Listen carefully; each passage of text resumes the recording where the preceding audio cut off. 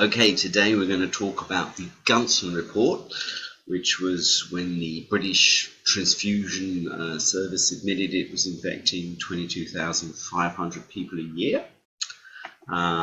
It's important, first of all, to understand it was Professor Harold Gunson, the chairman of the Blood Transfusion Service's Working Party, pictured, who made this statement of 22,500 infections of Hep C from transfusions every year. This is not a figure created by me or anyone else, it's a figure admitted by the Transfusion Service.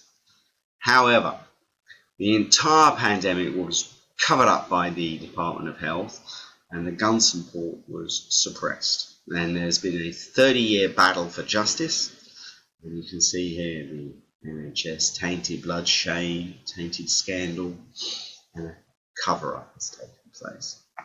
Now, we will study the Gunston report in detail, and we will make clear that the biggest disaster in NHS history is actually 10 times worse than has ever been admitted.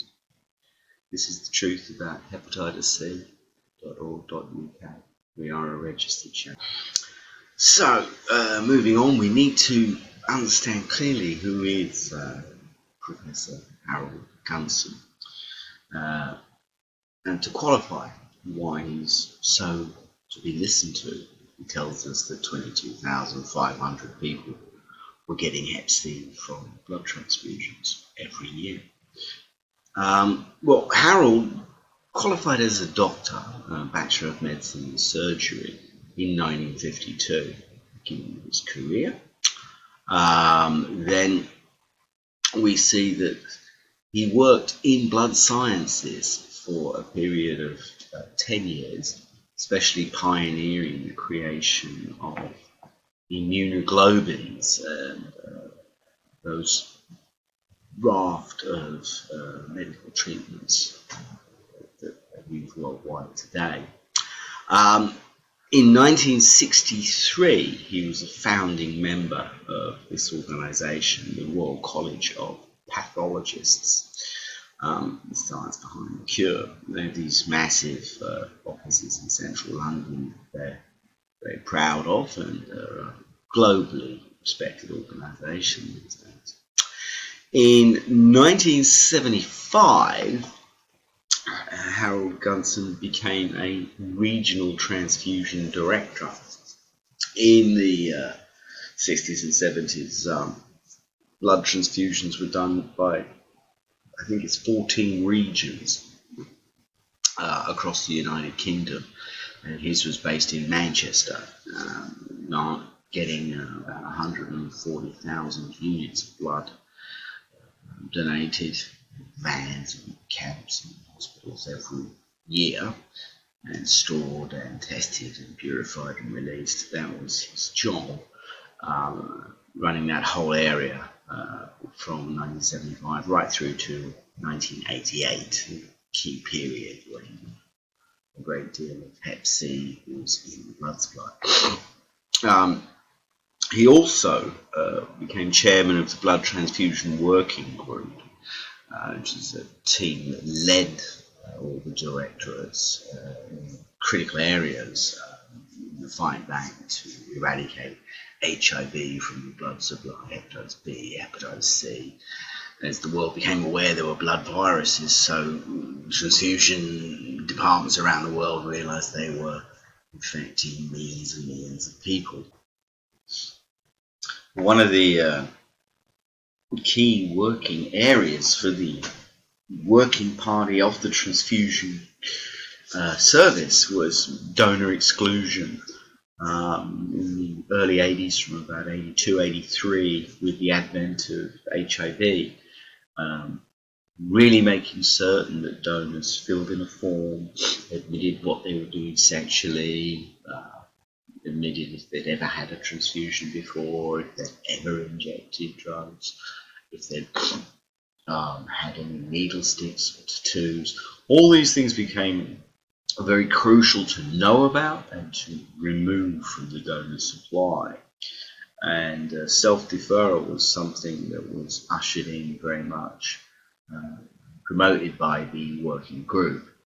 Similarly, the working group passed a lot of regulation and ended the harvesting, the mass harvesting of blood from UK prisons. And prisoners were given strong inducements to donate, whether it was seeing a beautiful nurse or better food. And there was a massive thrust to get an all-voluntary donor supply, because it was perceived that volunteers would more likely answer honestly a very long list of very personal questions. And it was subsequently noticed that prisons were up to 10 times more infected with HIV, Hep C, prostitutes, the heroin addicts, and much more infected with diseases. So this was another major step in purifying the blood transfusion service that went on under the control of the working group. Beyond that, Dr. Gunston pulled together many of these much sharper directives, and they became known as the Red Book, the Guidelines for Blood Transfusion Services. It's the 5th edition from 2001, 8th, 2013. It's a constantly evolving battle to create an ever safer, purer blood supply. We've gone from a rich man, poor man, beggar man, thief, anyone can donate, to very much, we're going to blood test you, we're going to really ask you a lot of questions, and we really want the purest, healthiest donations only. And here's a little video of Dr. Gunson talking about the enormous need to have healthy blood supply donors who are voluntary, not from prisons or the paid marketplace or anywhere else. If you have imported material, it is obtained almost exclusively from plasma that is derived from donors who are paid. If there is an inducement to give blood, then there is always the possibility that certain donors may not be sufficiently frank about their health. With our voluntary donor system, this should not occur. Secondly, if there is a test for AIDS, it would be very useful to screen donors, but it may not pick up 100% if we don't get through. And thirdly, heat treatment might be a help. But all of these three combined, I would still prefer to have blood products from donors bled in this country rather than imported material. But again, you see that Professor Gunson is central to running our transfusion services. So central, in fact, that he was made the National Blood Transfusion Service Director in 1988. See, NETS. This is a transfusion donor card. The National Service amalgamated all the regional ones and was much stricter in enforcing rules and regs on them to purify the donor supply as a part of the fight against HIV, AIDS, and hepatitis C being so prevalent in the blood supply. Professor Gunson went on even from being our National Director of Transfusion Services, and in 1994 he was made the Secretary General of the International Society for Blood Transfusion. You can see this organisation, global, doing things all over the world, training transfusion scientists to be as good as they can be. He also took over, if you see down here, the ISBT, the International Blood Transfusion Service, was run by a chap called Garetta, a French transfusion scientist who was thrown in prison for knowingly handing out Hep C infected and HIV infected blood in France. So at this crisis catastrophe point, the International Society turned to Harold Gunson to help him carry on working. So again, Harold Gunson, a very safe pair of hands when disaster happens. He was also a convener of European conferences into the disaster. He helped Italy understand that 60% of its Hep C was from transfusion, as he did with Spain, France, many countries on the continent attended conferences convened by him to purify the blood supply. So absolutely clearly we can see here Professor Harold Gunson, National Director of the British Transfusion Service, key expert in purifying Hep C out of the blood supply, would perhaps be the most important figure.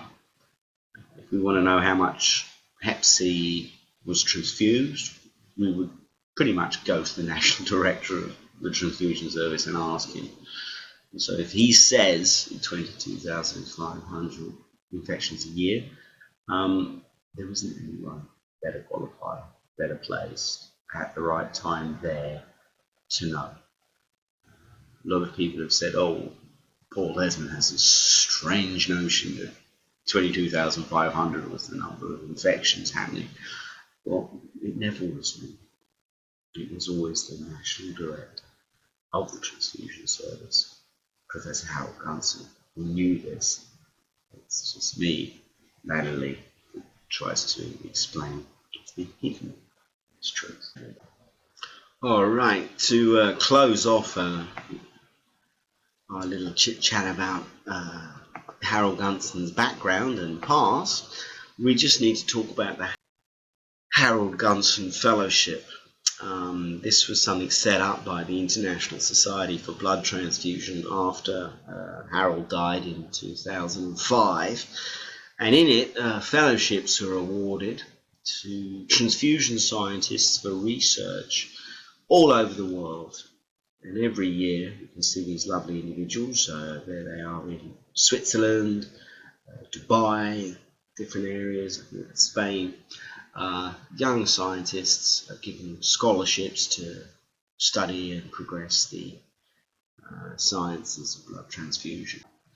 Okay, so having talked about Harold Gunson's career and the work that he'd done, we now need to discuss the report that he made in October of 1986 as chairman of the UK Transfusion Service Working Party. This report that he made was evidence presented to the Penrose inquiry, Penrose, or PR, and its evidence number was 10116. This evidence is also stored at the Langstaff inquiry also. And this is the statement that Harold made regarding the amount of transfusions that caused hepatitis C in the UK in the 70s and early 80s before diamond exclusions began. And this is the appendix. Number 1, incidence of transfusion-associated hepatitis C. The best estimate of the incidence from published data is 3%. That's 3% of transfusions in the UK transmitted hepatitis C. And he goes on to do math. That's 2.3 million donations into 750,000 recipients would cause 22,500 cases of hepatitis C each year. There it is in black and white. This report was sent to all the regional transfusion service directors in October 1986, and there was a big discussion that they were having at the time how to lower the 22,000 infections a year, because of course it's a catastrophe. 300,000 people infected from 69 to 86. And his colleagues are admitting it, desperately trying to work out how to slow that process down. 3% is the incidence of Hep C from transfusions, and it's the best estimate that that's the amount. Now, who exactly published this 3% data is important to share. One organisation that did study on the transfused to see how infected they were getting was the extremely prestigious Medical Research Council. Now, it's important to understand that this organisation has been awarded, to my knowledge, 10 Nobel Prizes for research, and it ran a 2-year study on the transfused to see how infected they were by Hep C from 1969 to 1971. And my experience is that if an organisation that gets 10 Nobel Prizes for its research says 3%, I think we can agree that they're not far wrong. Yeah, and this is an organisation that's discovered a great deal of what we know about, for instance, DNA. 3 Nobel Prizes just for DNA research. They've learned many other things that have led the world's medical progress. And when they turned their guns on transfusion hepatitis in the UK, they said 3%. And Harold went to them for research, quite logically. The other study was one done by Collins et al. There he is, J.D. Collins, and Margaret Bassenden, who's a lovely lady I happen to have met. Anyway, their study, as you can see again down here at the bottom, discovered that the incidence of post-transfusion non-A, non-B Hep C was therefore thought to be 2.5%. So 2.5% to 3% was the sort of figures that Harold Gunson was given by the experts in the field at the time. And that's why he's busy quoting 3%. Moving on, 3%, when you again do the math, 2.3 million donations into 750,000 patients gives you 22,500 infections a year. And this is simple math. This actual math was done in almost all the world's developed countries to work out the amount infected with hepatitis C. All of Europe, most of the Americas, and then roll into the second and the third world. This math has been done everywhere in the world. And it's simple. 3% of 750,000 transfusions equals 222,500 cases of Hep C a year. Simple math done the world over. And I've got this little thing down here, keep it simple, stupid. It really is simple. We're wasting 100 million on an inquiry where lawyers, not medically educated, are constantly finding it incapable, impossible to do this very simple mathematics. In fact, earlier in the report, Professor Gunson rounded up some of the estimates around the world of transfusion hepatitis, and he noticed that 13.8% of transfusions were infectious in Italy in the 70s, 80s, 30% in Japan in the 70s, 80s, and 3.4% in the Netherlands. He also noted that in the USA, they were deducing that approximately 150,000 people a year might be developing hepatitis from transfusions. And these are all using the same mathematics of per transfusion percentages. And it went on from there that during the 90s, when hepatitis C tests became globally available, that it became textbook knowledge that yes, this is America, they were infected 10, 7, 8% of their transfusions were infectious throughout the 70s. There it is. It was textbook knowledge. This is textbook knowledge. The same thing in Japan.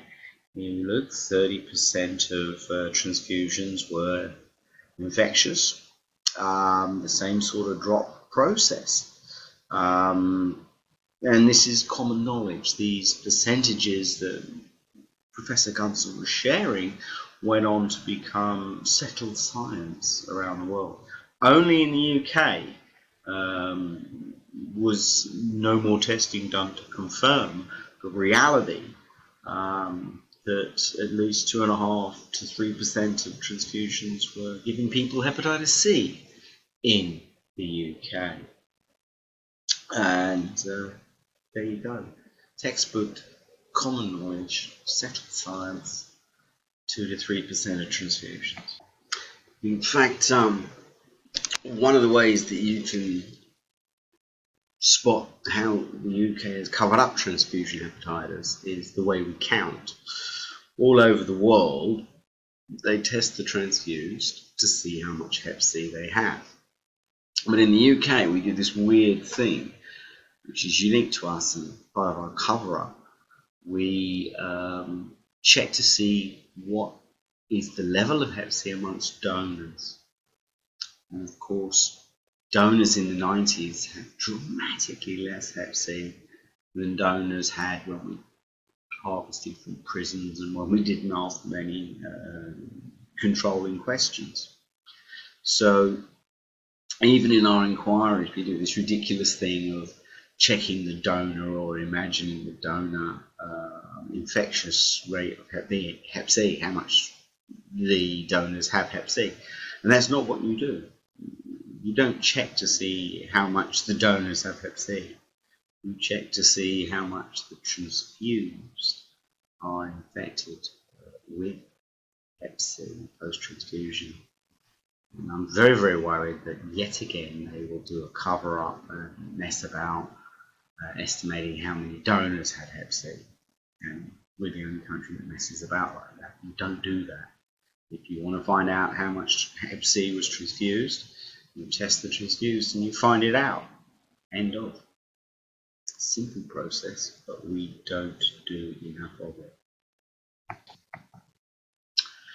Harold then progresses in the report to all the regional service directors, and his next statement is incredibly important as well. If the morbidity pattern of the disease is similar to the USA and around the world, then one might expect half of these patients to have high-level out liver readings and 10% of the 22,500 a year, 2,250 to develop cirrhosis.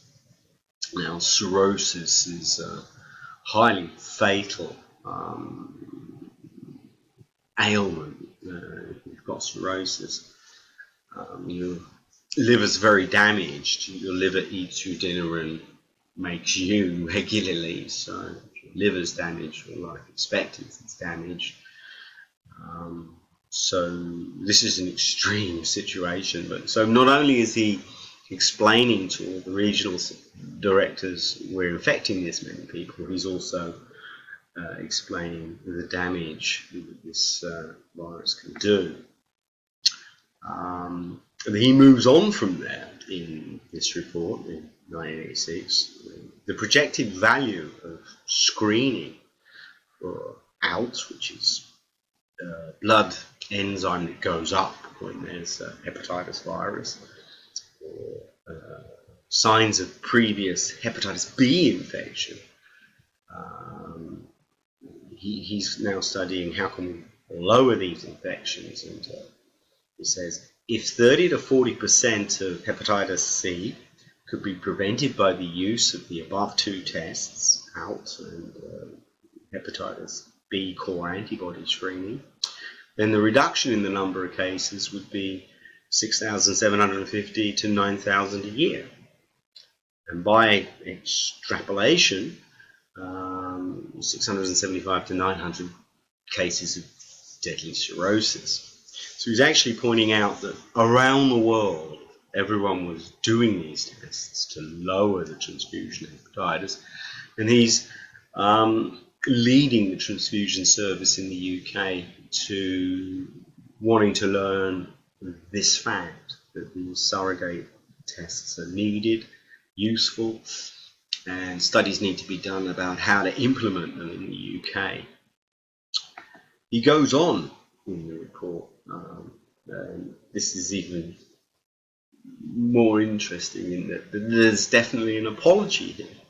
Not only is he admitting the figures, not only is he admitting the damage that can be done, and not only is he admitting that we can improve, do better, he also says the course of this chronic disease, non-A, non-B hepatitis, hepatitis C, is mild, and therefore many cases remain undiagnosed even when cirrhotic changes occur. And this is because hepatitis C is a silent virus. It often has no symptoms when it infects, and it often can progress for decades to a deadly level without the infected patient knowing. So he's pointing out that the patients don't know, they're not turning up, but there they are out there getting ill. This, I feel certain, is why we have not been aware of what appear to be quite serious statistics.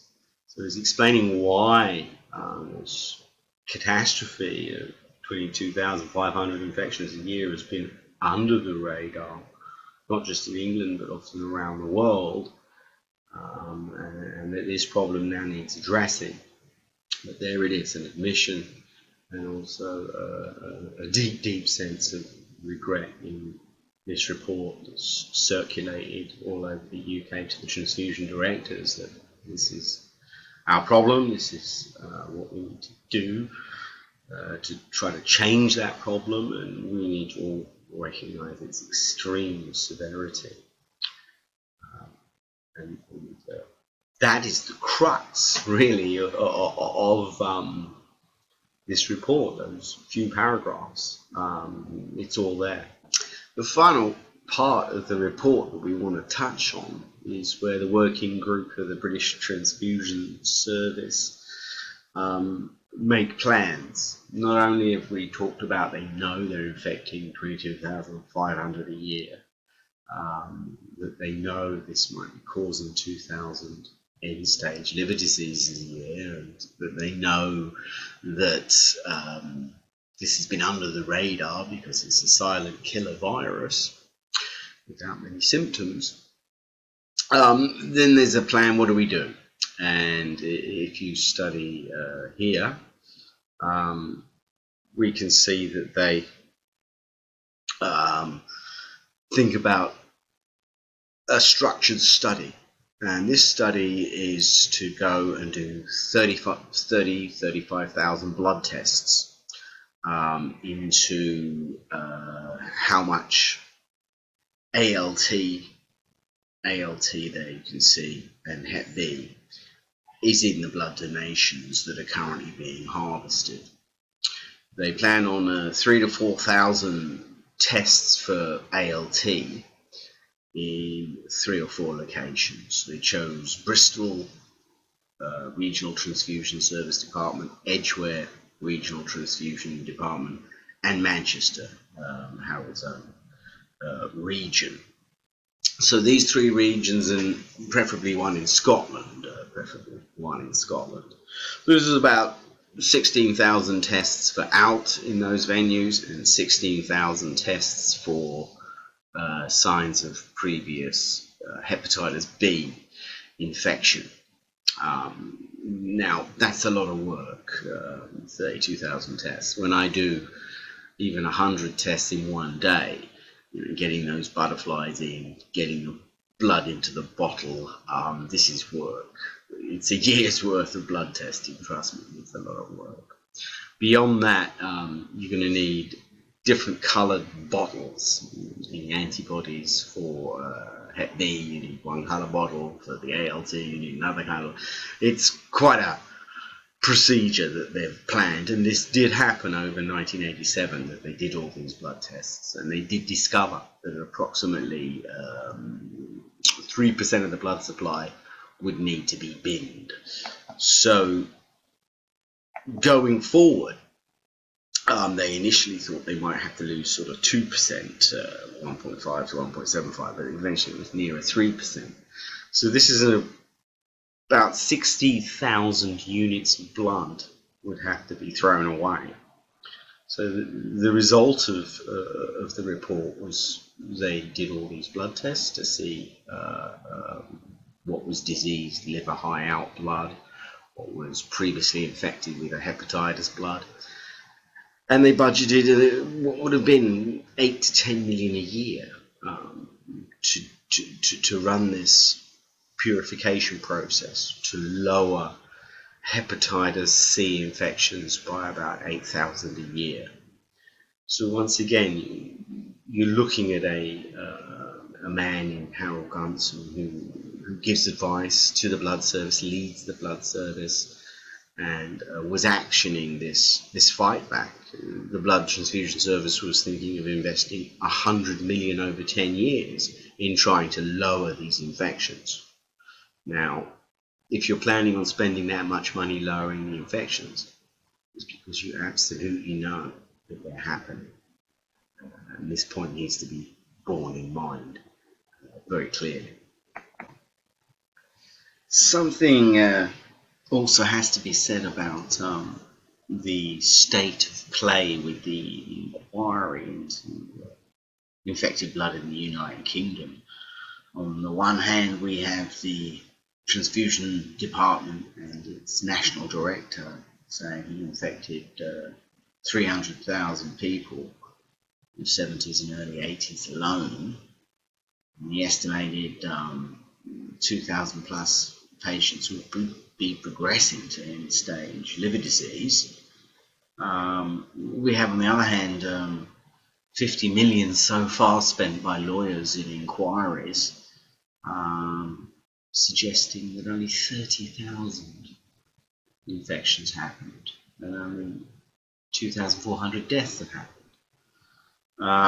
There they are studying 10.2 million documents, but the one document which proclaims really what happened has been misfiled.